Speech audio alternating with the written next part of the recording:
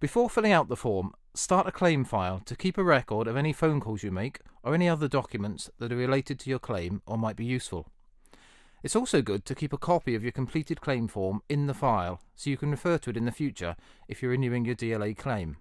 It can be helpful to keep a diary for a few days before you start the form to help you think about what your child's needs are and just how much extra care you give. Seeing it written down can make your situation a lot clearer.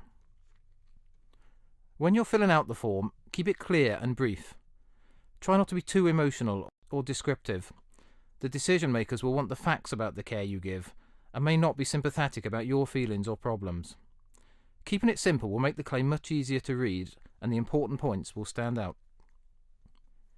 Use recent short examples, maybe from the diary, to support and explain any points. Don't worry about spelling or grammar when you're filling out the form. No one will be looking for any mistakes and it won't affect your claim. Try to focus on how your child's condition affects them every day. Rather than describing their symptoms or problems, say why their problems mean they need extra help. Don't assume the person looking at your claim knows anything about your child's condition, but rather than going into too much detail, stick to why their particular condition affects their day-to-day life. Answer each question honestly. Although generally it's important to focus on the positives in your life, for the purposes of this form, you need to think realistically about what your child can't do and how your lives are more difficult as a result of their disability.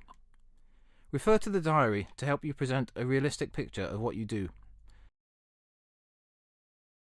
It can be quite tiring and sometimes upsetting to fill in the whole form in one sitting because of the fact that you're focusing on the difficulties that you and your child have.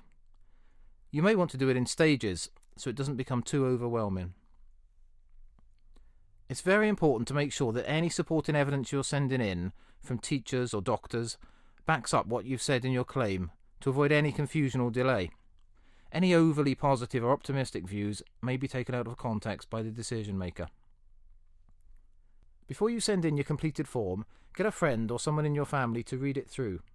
It's easy to play down the extra care that you give your child or take it for granted. Ask someone who knows you and your child well to make sure your claim is fair and accurate and gives a reasonable picture of your situation as it is at the moment.